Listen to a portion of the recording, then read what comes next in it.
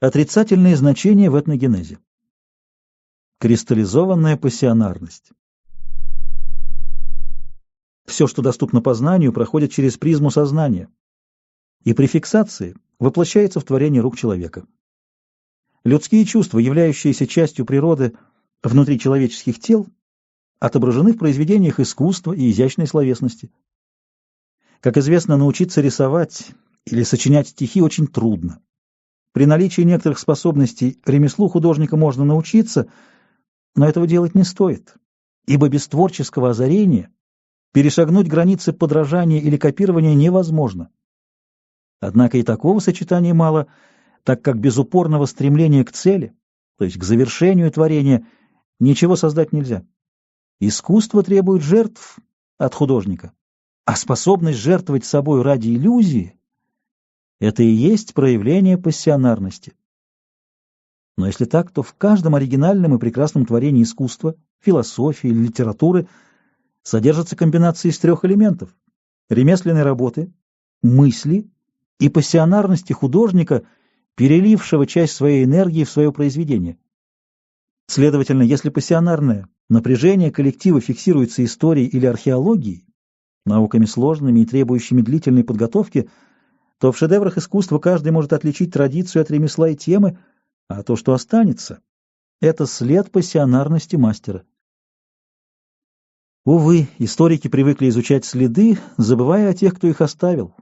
Памятники, помимо тех, кто на них смотрел и ради кого их творил художник, философемы, а не реакцию на них современников.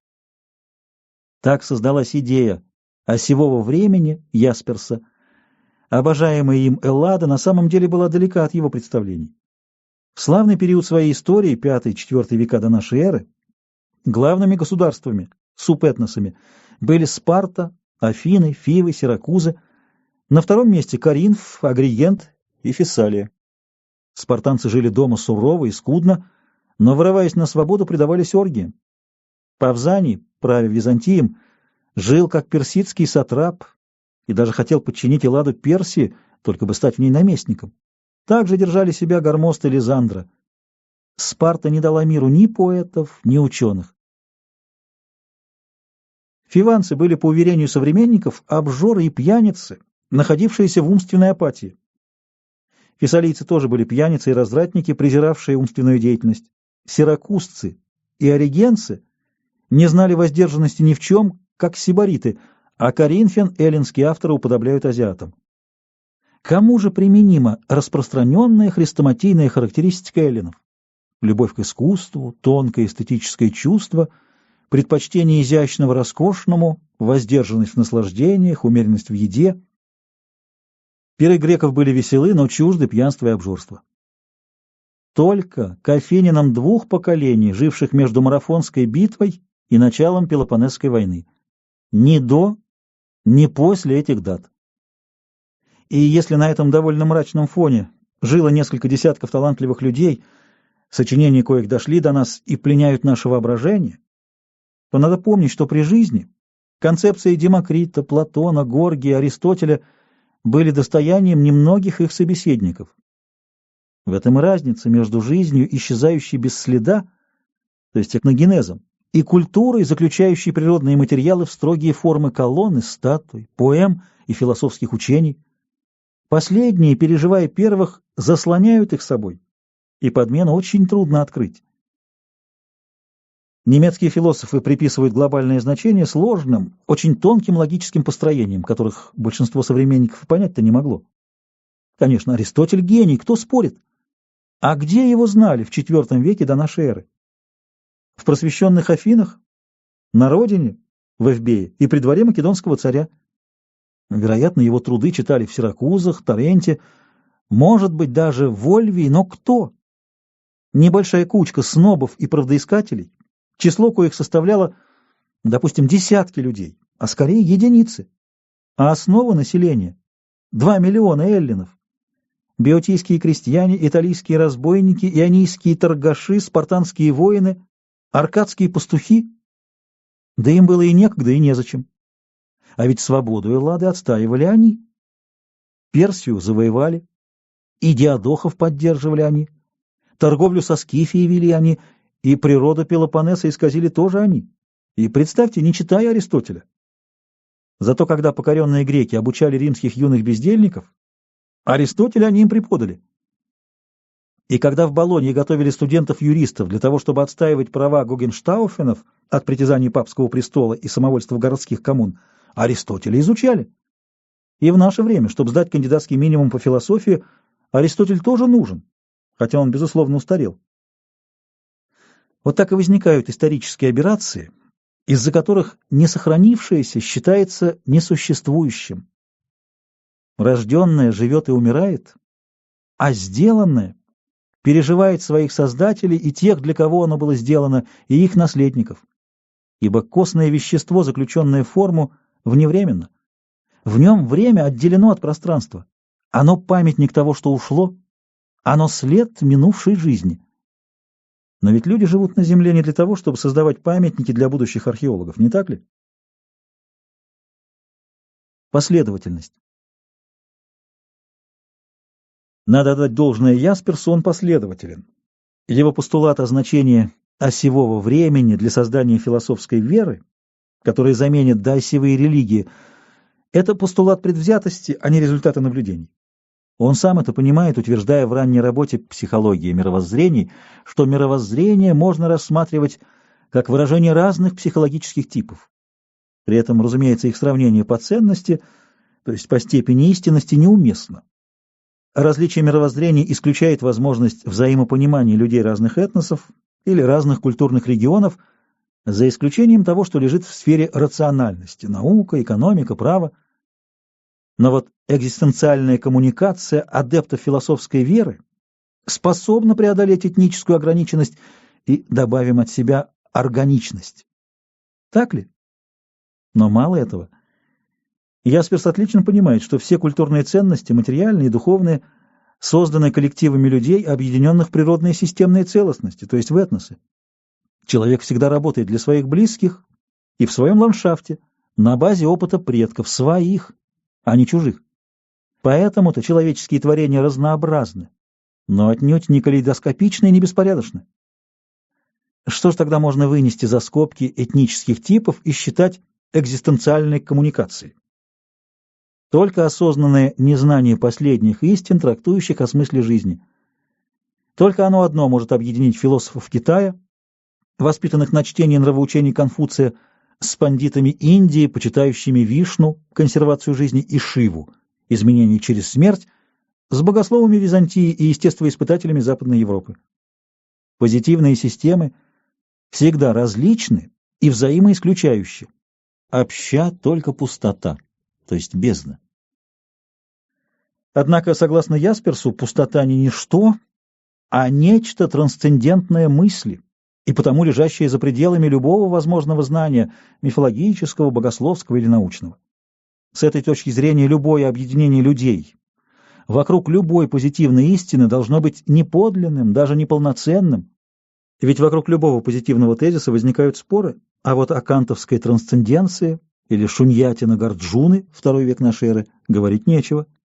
Поэтому при отсутствии знания не возникает разногласий и осуществляется экзистенциальное объединение, упраздняющее разнообразие как принцип. По существу в плане истории мысли экзистенциализм – это изощренный вариант философского иконоборчества и попытка ухода от христианства к иудаизму. Поэтому в число предшественников Ясперса, пусть не идейных, но исторических, следует зачислить Жана Кальвина и в какой-то мере Иоанна Скотта Эригену, а в число противников его учения – Пелагия и естествоиспытателей, изучающих окружающий нас мир, а также историков как эрудитской школы, так и теоретиков, например, Тьерри, стремившихся уловить каузальные связи и закономерности процессов, протекавших реально в реальном времени. Цели этих направлений противоположны. В отличие от естествоиспытателей и теологов, изучающих то, что есть, Ясперс хочет, пребывая в истории, выйти за пределы всего исторического, достигнуть всеобъемлющего, что недоступно нашему мышлению, но коснуться чего мы все-таки можем, пояснить смысл истории. Но если экзистенциализм — концепция последовательная, то и мы, естественники, не уступим спекулятивной философии. Не пытаясь открыть смысл истории, мы хотим описать феномен и, исходя из внутренней логики его развития, указать причины появления концепции, с нашей точки зрения несправедливой. И сделать это надлежит не на основе философских постулатов, которые каждый может выбирать по своему вкусу, а на почве фактов и изложенной выше схемы. Предметом спора будет проблема осевого времени. Нет. Как мы уже отмечали, Ясперс заметил совпадение акматических фаз этногенеза разных пассионарных толчков. Поскольку это отнюдь не начальные исходные фазы, они всегда бросаются в глаза при поверхностном наблюдении. Отсюда выводы Ясперса, хотя и логичные, но ведущие к заблуждению. Начальные фазы этногенеза всегда крайне своеобразны, так как формируются при неповторимом сочетании этнических субстратов и наличии различных традиций, преображаемых новым этносом. А при акматической фазе рефлексии метущейся персоны, негодующей на устоявшийся быт, неизбежно единообразны. Поэтому-то и есть элемент сходства у Сократа, Заратустры, Будды, Шакьямуни и Конфуция. Все они стремились упорядочить живую, кипучую действительность внесением того или иного рассудочного начала. Только это их и сближало, потому что принципы упорядочения у всех них были разные. Ясперс, уловив то и другое, вынес за скобки общее для всех деятелей акматической фазы, не принимающих жизнь, обманувшую их слишком большие надежды, незнание чужой жизни и нелюбовь к ней, поскольку своей-то не получилось. Как будто логично.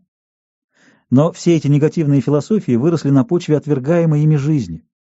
Значит, они, ее порождение, неблагодарное и в пределе убийственное. Вот пройдет фаза их успеха, фаза надлома этногенеза, обеспложивающая окружающую людей природу и иссушающая их собственные души, и когда наступят сумерки, царство субпассионарных теней, выползающих из темных закоулков подсознания, то окажется, что хрустальные дворцы спекулятивной философии при таком перепаде температур трескаются и рассыпаются в осколки. Так погибли конфуцианские школы при наступлении железных отрядов ветеранов Цинь-Ши-Хуанди, III век до нашей эры. Так сгорели буддисты-махаянисты в кострах, подожженных брамином Кумариллой, объяснившим храбрым Раджпутам, что Бог создал мир и наделил его бессмертной душой, атманом, VIII век. Так были уничтожены иудейские святыни огненного Яхве, VII век до нашей эры. Так был зарезан туранцами Заратуштра во взятом ими Балхе, около VI века до нашей эры, а его последователи разбежались от блеска посеребренных щитов фаланги Александра и его гетеров, IV век до нашей эры. Но ужаснее всего была казнь Сократа, погибшего от афинских сикофантов. Философская вера, точнее негативная идеология, съедает этнос, в котором она нашла приют, так же, как бледная спирофета съедает организм человека и гибнет вместе с ним. Появление философской веры в плане этногенеза означается переход от фазы подъема к акматической фазе, торжество ее, переход к фазе надлома, а исчезновение — наступление обскурации. И коль скоро так, то осевое время не единственное в истории, а повторяющаяся возрастная болезнь всех крупных процессов этногенеза. Но тогда об общем для всего человечества смысле истории можно не говорить, ибо торжество трансценденции и незнания означает провал в бездну. Но что такое бездна? Термин, дважды употребленный нами, как нечто само собой подразумевающееся. Читатель ведь не обязан, да и не может этого знать, ибо это отнюдь непросто. В XVIII веке Лавуазье сформулировал закон сохранения вещества, который оказался не то что неверным, а скорее неточным. Сгорание в герметическом сосуде показало химику того времени неизменившийся вес только потому, что у него были недостаточно чуткие весы. На самом деле был потерян фотон, но уловить потерю Лавуазье не мог. Теперь физики знают, что при интенсивных термодинамических процессах идет утрата вещества, преображающегося в световую энергию, а последнее уходит из своей системы в межгалактическую бездну. Это аннигиляция, которая не смерть, но страшнее смерти. Так как процессы этногенеза имеют энергетическую природу, очевидно, что и на них распространяется эта закономерность. Древние мудрецы это знали. Они даже персонифицировали, как это было тогда принято, принцип аннигиляции и назвали его Люцифером, то есть носящим свет. Правильнее будет не точный перевод, уносящий свет. Куда? В бездну. А бездну сопоставили с адом, самым страшным из всего, что могли вообразить. И они не смешивали с духом бездны простых земных демонов, проявляющих себя в явлениях природы. Этим в древности приносили жертвы, с ними старались наладить хорошие отношения, а дух бездны был враг. Контакт с ним означал отречение от радости и мира, от любви к миру и полное одиночество, проистекающее из принципа отрицания. Переведем эту фантасмагорию на язык современной экзистенциальной философии, и тогда сразу станет понятен принцип незнания и понятна бездна. Мне концепция Ясперса не нравится. Я хочу думать иначе. Но, может быть, понятие бездна — праздная фантазия древних людей и идеалистических философов? В таком случае стоит ли о ней говорить? Да еще в трактате об этногенезе. Оказывается, стоит. Современная физика тоже оперирует этим понятием, конечно, называя его по-своему вакуум. Бездна. Вакуум. Бездна — это пространство без дна, то есть без конца, а следовательно без начала. Начало и конец имеют все частицы вещества, все импульсы энергии. Значит, бездна — это пустота. По современным данным, около 98% вещества сосредоточено в звездах и планетах. Но и пространство между ними заполнено космической пылью и пронизано потоками элементарных частиц, но все они движутся в пустоте. И благодаря самому наличию пустоты вакуума, если бы не было пустоты, то не могло бы быть и движения, ибо любой импульс затухал в той же точке пространства, где и начинался. А поскольку движение есть везде, даже в самом плотном веществе электроны вращаются вокруг атомного ядра, значит, вакуум пронизывает материю, так же, как материя, вещество плюс энергия, пронизывает вакуум, скрытый и непонятый нами физический мир, который не является частью нашего реального мира. Вакуум — это мир без истории. В каждом малом объеме пространства непрерывно рождаются пары частица, античастица, но тут же они взаимоуничтожаются, аннигилируются, испуская кванты света, которые, в свою очередь, проваливаются в никуда. В результате ничего нет, хотя в каждый момент в любом микрообъеме существует многообразие частиц и квантов излучения. Возникая, оно тут же уничтожается. Оно есть, и его нет. Это явление именуют нулевыми колебаниями вакуума, а частицы, которые существуют и одновременно не существуют, названы виртуальными. Но разве это не ад в понимании древних, считавших бессмертную душу частицей света? Становясь виртуальной, эта частица, по воззрениям сторонников жизнеприемлющих религий, страдает. И ведь контакт материи с вакуумом происходит постоянно, ибо вакуум присутствует даже внутри атомов, где частицы вращаются вокруг ядра. Но оказывается, если на пустоту воздействовать сильным электрическим полем, то виртуальные частицы могут превратиться в реальные, то есть спастись из ада. Однако основа двуединого мира именно пустота, а вещество, поля, излучение — только легкая рябь на ее поверхности. Но ведь без этой ряби вакуум не мог бы проявить себя, не мог бы получить те реальные частицы вещества и света, которые он превращает в виртуальные.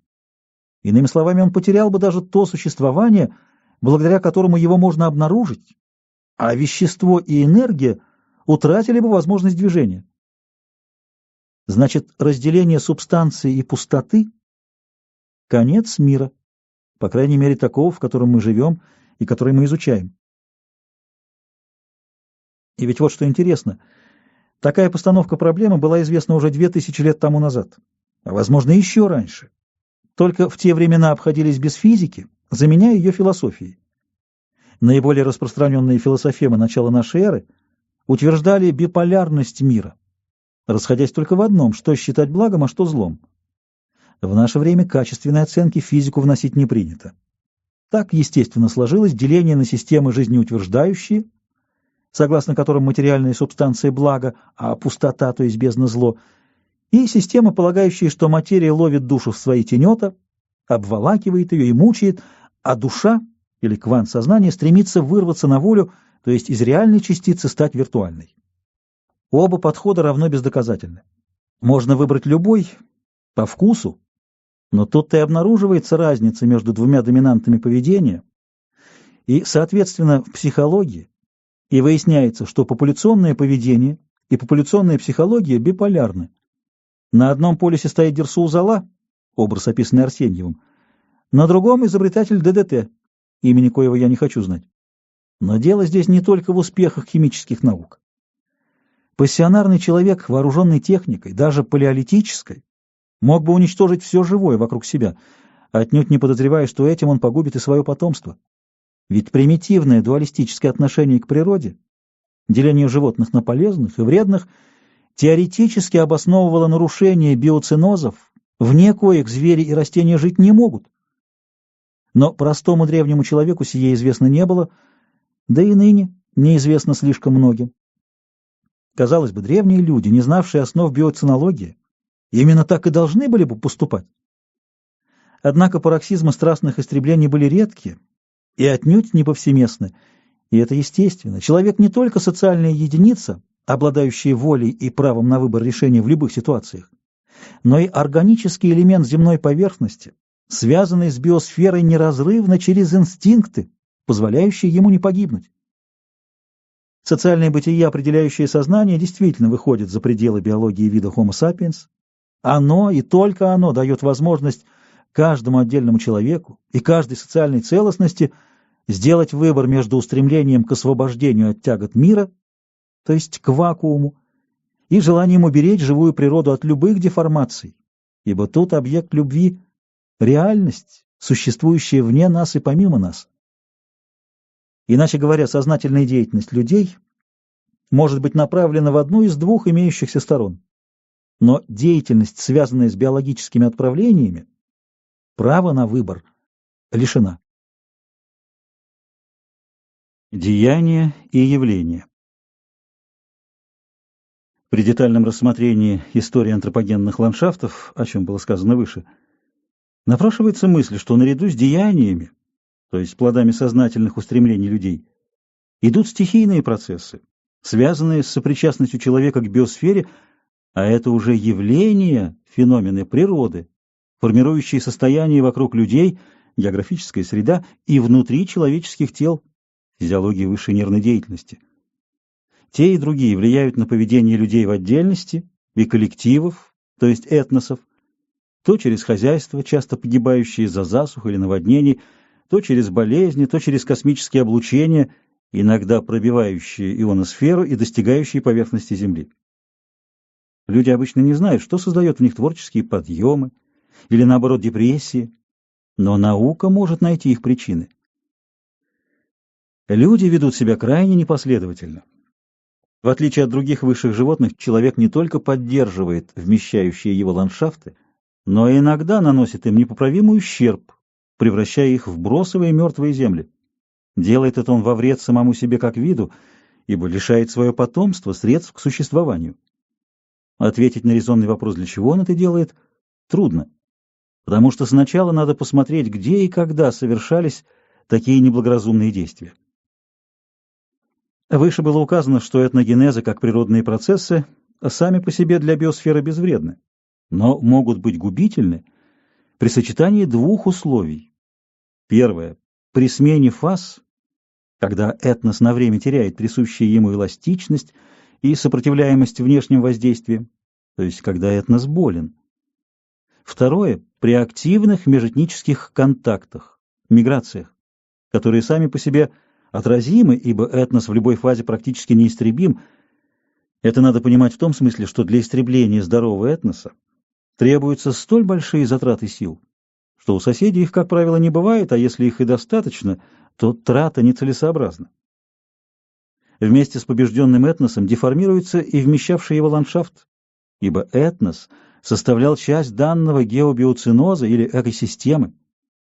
Следы таких деформаций часто обнаруживают археологи и палеогеографы Голоцена. Уточним постановку проблемы. То, что для построения нового, допустим, дома, нужно сломать старый, стоящий на том же месте, бесспорно. Это обычная в природе и истории смена форм. При ней хорошее не всегда меняется на лучшее, но всегда на что-то реальное, отвечающее потребностям эпохи. Такова специфика развития любой этнической системы, даже в эпохе упадка, когда ненужные элементы культурной или природной окружающей среды просто не поддерживаются и приходят в ветхость. Но когда памятник культуры, дворец, сад, картины и тому подобное, или природы, лес, озеро, стадо бизонов, уничтожается и не заменяется ничем, то это уже не развитие, а его нарушение, не система, а антисистема. Руины или трупы не могут ни развиваться, ни сохраняться для потомства. Динамика сменяется статикой, жизнь смертью, изменение структуры аннигиляцией.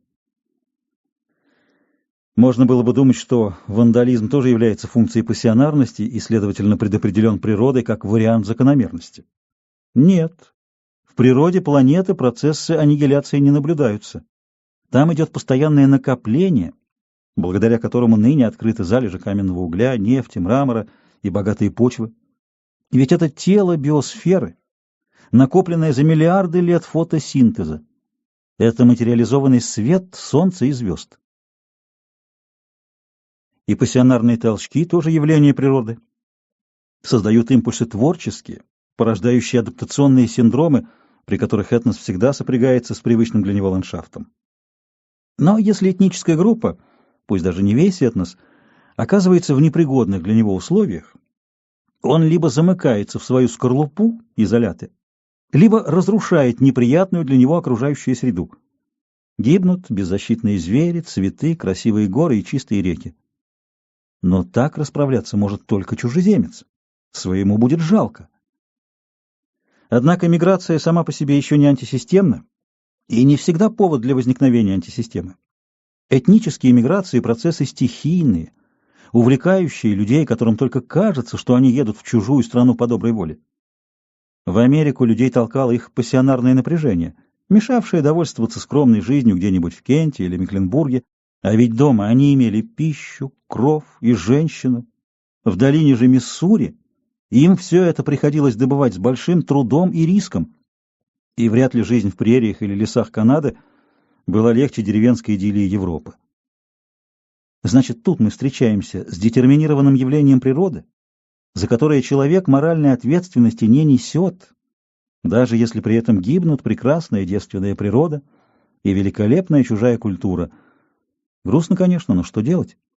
Но если этот мигрант убивает индейского ребенка, чтобы получить премию за скальп, или доносит, что его соседка ведьма и колдунья, после чего ее сжигают односельчане, или спалит чудную деревянную часовню в лесу, или спасет заблудившегося путника в степи, это уже его деяние, за которое он несет ответственность перед совестью. И разница между явлением и деянием принципиальна, ибо деяние можно совершить или не совершить, они лежат в полосе свободы. Казалось бы, что во всех деяниях человеком руководит расчет, сознание собственной выгоды, ради которой он имеет право приносить в жертву жизнь других людей. Так рассуждали французские просветители XVIII века и называли свои взгляды материализмом. Но изучение истории показывает, что они заблуждались. Существует самопожертвование ради других, ради Отечества патриотизм, необъяснимое никакой выгодой и расчетом, и бессмысленное губительство предметов искусства или природных ландшафтов. Это факты, зафиксированные историей.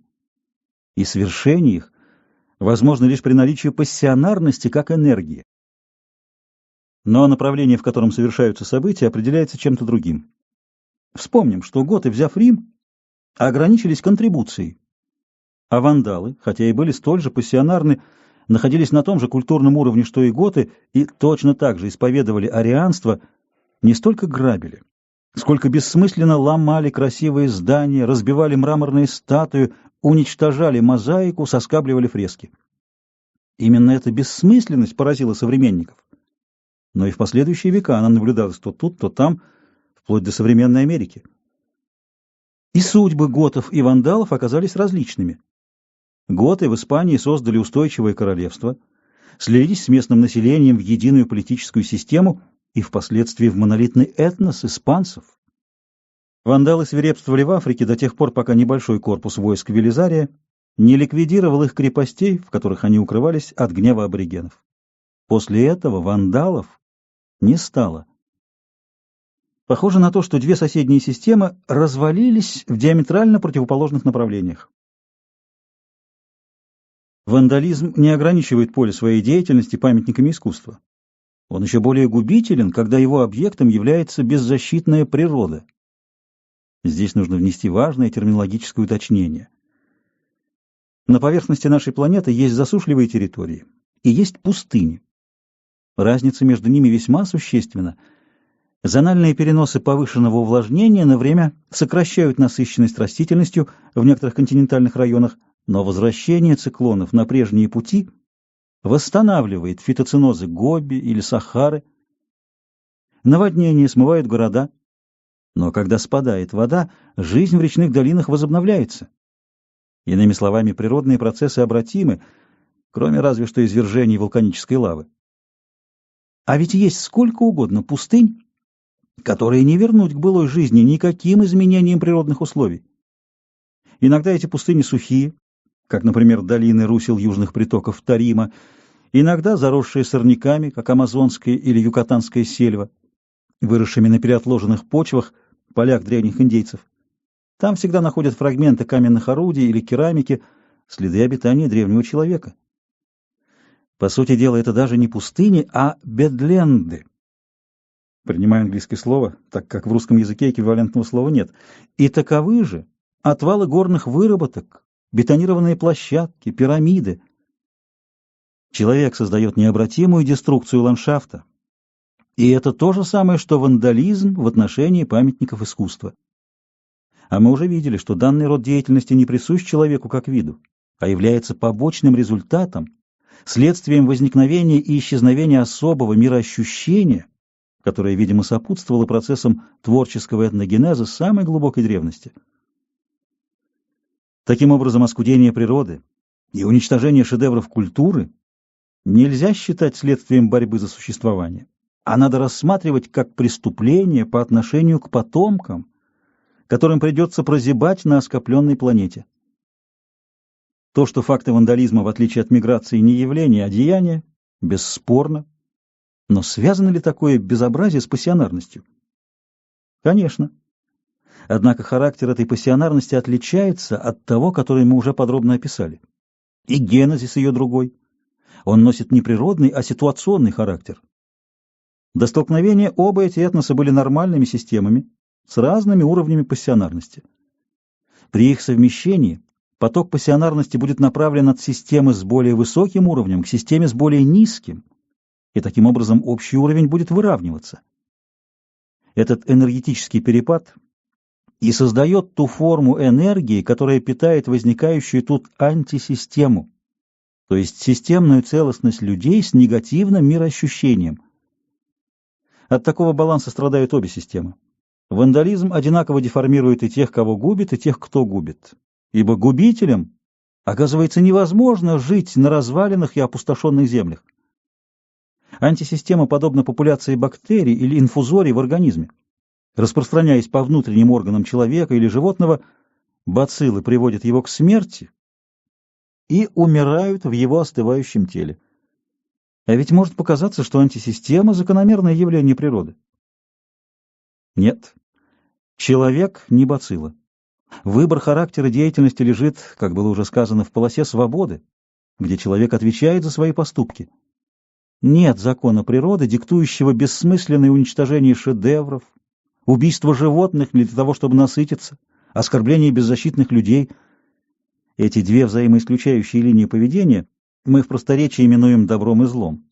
Причем никогда не путаем одного с другим, потому что добро и зло — это не зеркальное отражение друг друга, а совершенно разные стихии.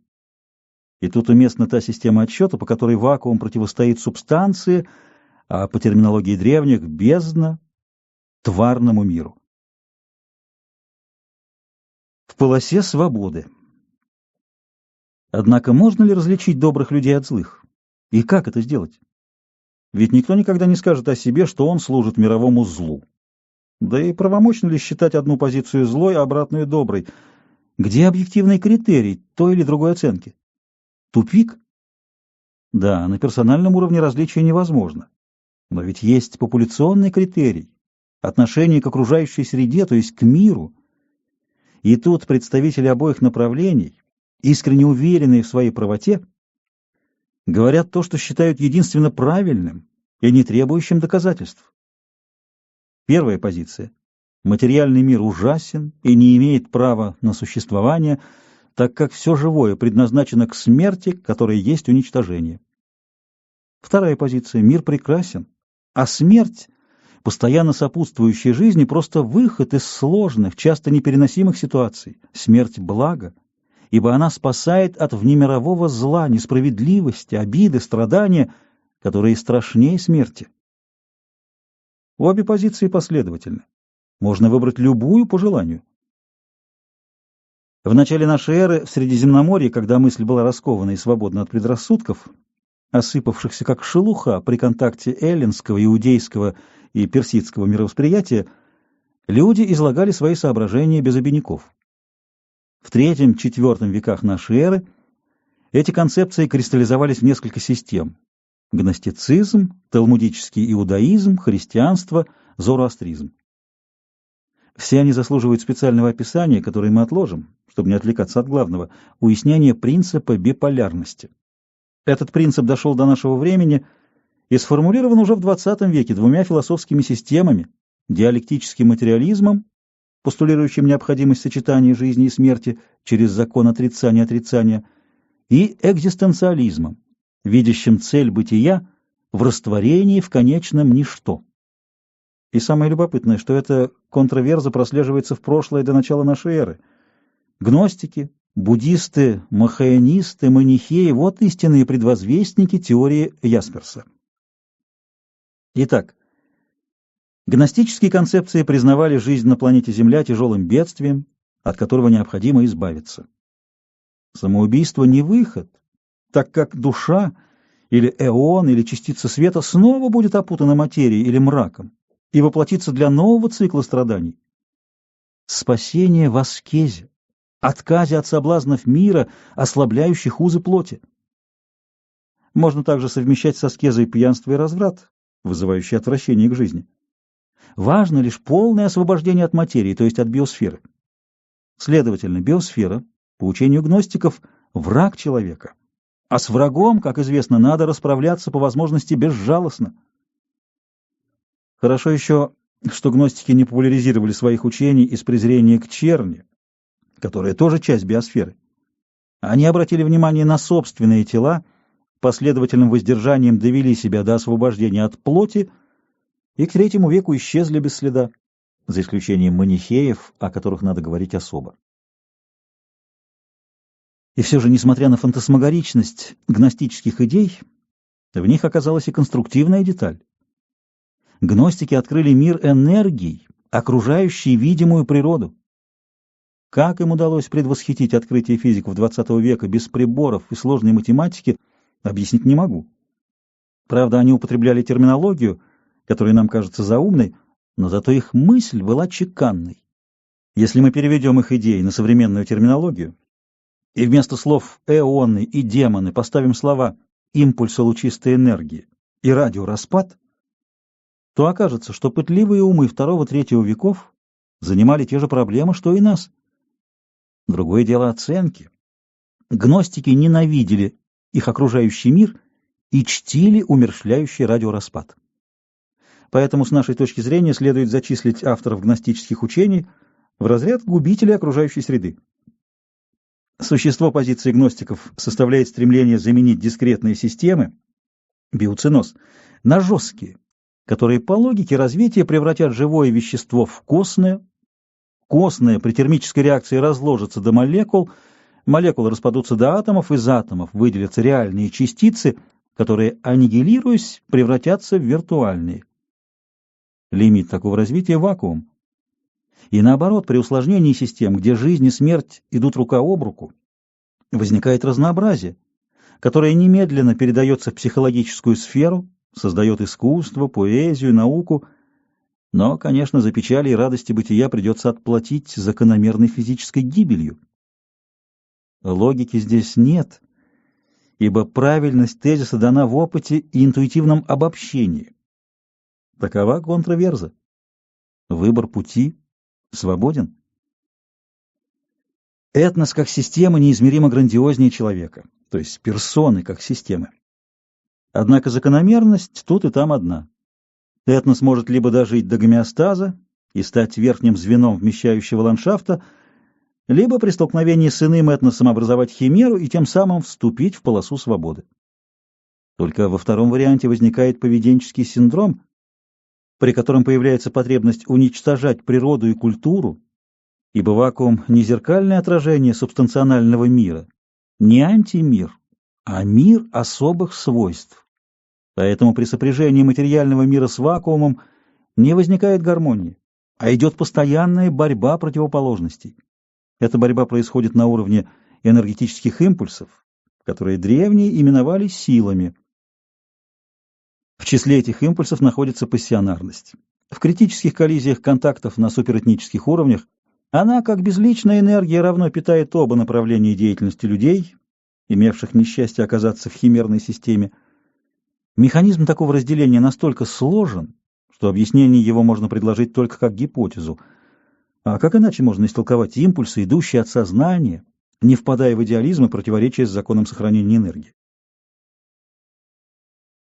Прозрение Вернадского. Наш великий ученый, разбирая второй биогеохимический принцип, учение об увеличении биогенной миграции атомов, направленности эволюции и становления ноосферы, бросил мысль: человеческий разум не является формулой энергии, а производит действие, как будто ей отвечающее. Отмечая это как эмпирический факт, я думаю, что дальнейшее развитие научных данных позволит нам выйти из этих, может быть, кажущихся противоречий с законом сохранения энергии. Это как бы побочная мысль представляется более ценной и перспективной, нежели учение о ноосфере, которому она категорически противоречит. Решение пришло в виде образа, которым можно открыть экскурс. Девочка бросает мяч в стенку. Мячик отскакивает обратно. Толкнула мяч не стена, она его отразила. Этот процесс короткий, и поэтому причинно-следственная связь ясна. Но если такой же процесс длится веками, сведения о которых отрывочны, а иногда запутаны, то связь между биосферным импульсом, рукой девочки, и обратным движением мяча от стены легко может потеряться для исследователя. Ему будет казаться, что стена бросила мяч от себя, то есть он увидит прямую связь вместо обратной. Если же допустить, что человеческий разум, создающий философские концепции, романы, мифы, легенды и тому подобное, путь не к ноосфере, а к экрану, отбрасывающему биохимические импульсы, как зеркало отбрасывает солнечный луч, превращая его в блик, зайчик, то противоречие с законом сохранения энергии исчезает, а обратный путь биохимического импульса, зафиксированный человеческим сознанием, будет тем, что принято называть мироощущением, которое не следует смешивать с явлением сознания и мировоззрением. Но коль скоро так, то мы уловили механизм связи духовной культуры, в том числе спекулятивной, умопостигаемой философии с биосферой, к которой принадлежим мы сами. Правда, вывод получился неожиданным. Вакуум выступает как ограничитель энергетических импульсов живого вещества. Именно он является препятствием для совершенствования, и никто иной, как он, вносит в биосферу Земли искажения, нанося ей удары за счет смещения направления импульсов, поступивших от нее же. Продолжая аналогию, можно сказать, первоначальное явление природы, отброшенное от экрана ограничителя, вакуума, превращается в деяние, обусловленное свободной волей человека. А последствия деяний непредсказуемы. Они могут быть благодетельны и губительны, тогда как результаты явлений всегда нейтральны. Они лежат вне сферы добра и зла, прогресса и регресса, пользы и вреда для порождающей их биосферы. Ей любые процессы безразличны, кроме тех, которые идут от разума. Итак, мы нашли ответ, поставленный Вернадским, и вернулись к первому биохимическому принципу, Биогенная миграция атомов химических элементов в биосфере всегда стремится к максимальному своему проявлению. Этого одного необходимо и достаточно для того, чтобы объяснить все процессы биосферы, в том числе этногенезы, как некое сложное и многообразное единство, принцип материалистического монизма. Может показаться, что с учетом приведенного объяснения гипотеза о роли вакуума остается экстравагантным предположением автора. Но так как существуют мировые философские системы с миллионами поклонников, которые считают вакуум своим идеалом, то для охраны природы эти настроения не безразличны.